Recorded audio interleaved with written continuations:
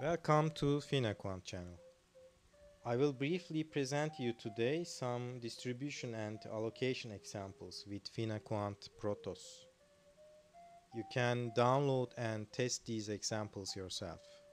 Distributions and allocations are most commonly used in financial planning and accounting.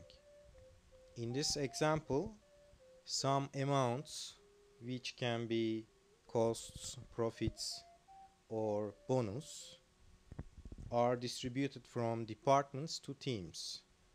In this typical allocation example, costs are distributed from a central cost center to other decentral cost centers like administration, production, and sales. As I mentioned at the beginning, you can download the following examples at the product page of finaquant protos and try them yourself. Your code file applications.cs in the Visual Studio project should look like this after you have downloaded the code file and copied the required functions. You will need these three functions in order to run the following examples. Now I execute the application example by pressing F5. As expected, it generates instantly all the input and output tables. I will organize them a bit and show you these tables one by one for each example.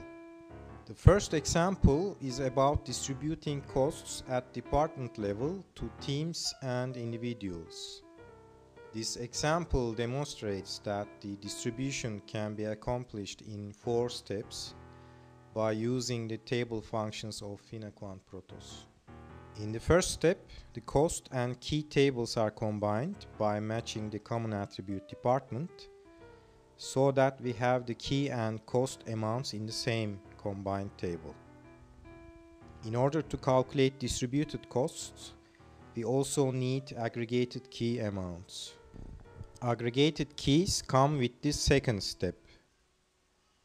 Sum of all keys with respect to department. In the third step, a new key figure, distributed costs, is inserted into the table so that we can calculate it by row processing in the fourth and last step. Finally, in the last step, the distributed costs are calculated. Now we have our resultant distributed table.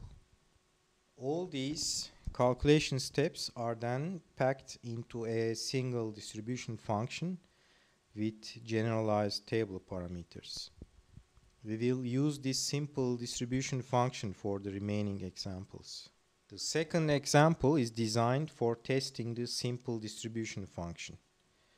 For the same input tables representing costs and distributed keys, we obtain the same output table with distributed costs. This means test is successfully passed. In the third example, bonus amounts that are specified per department and country are distributed to teams and payment years. And this is the resultant output table with distributed bonus amounts. In this case, we have multiple source and target entities. We distribute bonus amounts from department and country to team and year.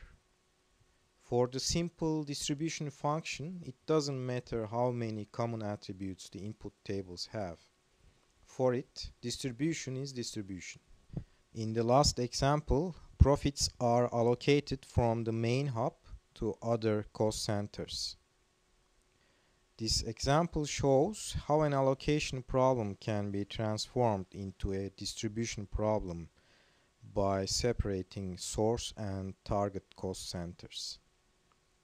This is the end of my little presentation. Goodbye.